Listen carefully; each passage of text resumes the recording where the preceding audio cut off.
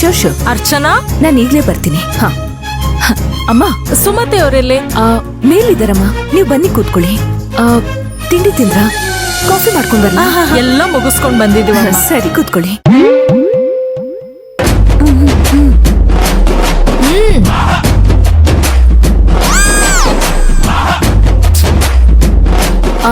ಅಮ್ಮ, ಇವ್ರು?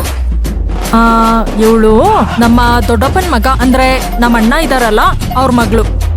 ಓ, ಹೆಸರು ಪರಿಮಳ ಅಂತ. ಹಾಯ್, ನಮಸ್ತೆ.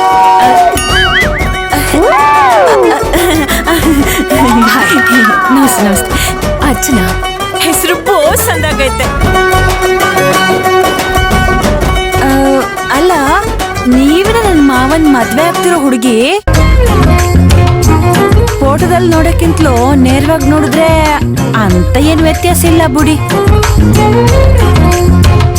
ಆದ್ರೂ ನಮ್ ಮಾವ ಓಸಿ ಹೈಟ್ ಜಾಸ್ತಿ, ನೀವು ಓಸಿ ಹೈಟ್ ಕಮ್ಮಿ.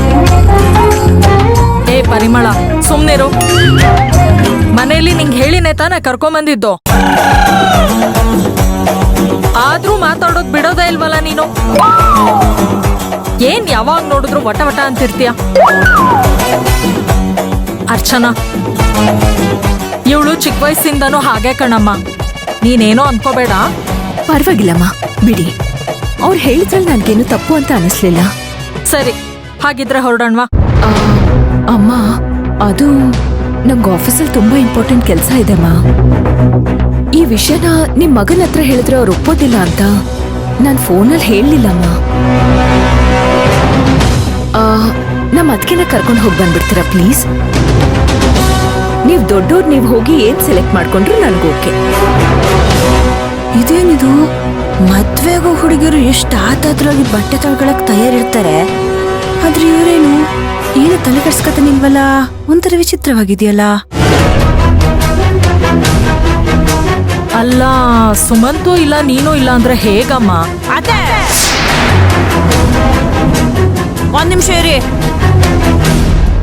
ಅರ್ಚನಾ ಅವ್ರೆ, ನಿಮ್ಗೇನು ತೊಂದ್ರೆ ಇಲ್ಲ ಅಂದ್ರೆ ನಿಮ್ ಧಾರೆ ಸೀರೆನ ನಾನ್ ಸೆಲೆಕ್ಟ್ ಮಾಡ್ಲೆ?